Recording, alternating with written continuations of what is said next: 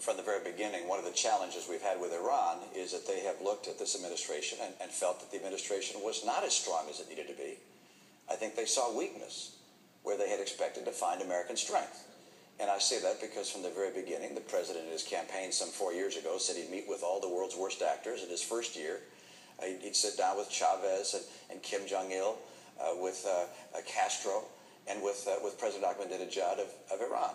And I think they looked and thought, well, that's an unusual honor to receive from the President of the United States.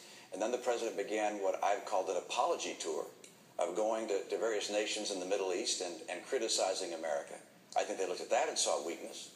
Then when there were dissidents in the streets of Tehran, a green revolution, holding signs saying, "Is America with us?" the President was silent. I think they noticed that as well. And I think that when the President said he was going to create daylight between ourselves and Israel, that they noticed that as well.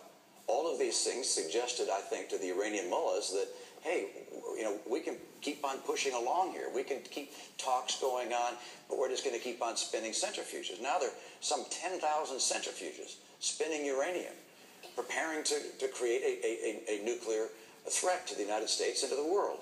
That's unacceptable for us, and it's essential for a president to show strength from the very beginning, to make it very clear what is acceptable and not acceptable. And an Iranian nuclear program is not acceptable to us. They must not develop nuclear capability. And the way to make sure they understand that is by having from the very beginning the tightest sanctions possible. They need to be tightened. Our diplomatic isolation needs to be tougher. We need to indict Ahmadinejad. We need to put the pressure on them as hard as we possibly can. Because if we do that, we won't have to take the military action. Bob, let me just respond. Nothing Governor Romney just said is true. Starting with this notion of me apologizing. This has been probably the biggest whopper that's been told during the course of this campaign. And every fact checker and every reporter who's looked at it, Governor has said this is not true. And when it comes to tightening sanctions, look, as I said before, we've put in the toughest, most crippling sanctions ever.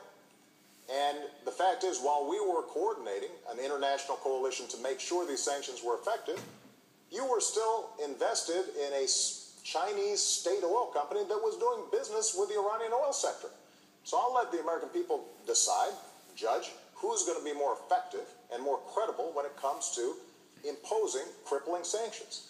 And with respect to our attitude about the Iranian Revolution, I was very clear about the murderous activities that had taken place, and that was contrary to international law and everything that civilized people stand for. And so the strength that we have shown in Iran is shown by the fact that we've been able to mobilize the world. When I came into office, the world was divided. Iran was resurgent. Iran is at its weakest point, economically, strategically, militarily, than in many years. And we are going to continue to keep the pressure on to make sure that they do not get a nuclear weapon. That's in America's national interest, and that will be the case so long as I'm president. We're 4 years closer to a nuclear Iran. We're 4 years closer to a nuclear Iran.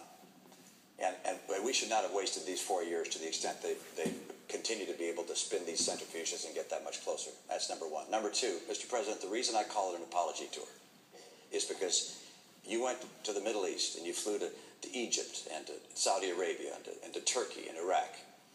And by the way, you skipped Israel, our closest friend in the region. But you went to the other nations. And by the way, they noticed that you skipped Israel. And then in those nations, and on Arabic TV, you said that America had been dismissive and derisive. You said that on occasion, America had dictated to other nations.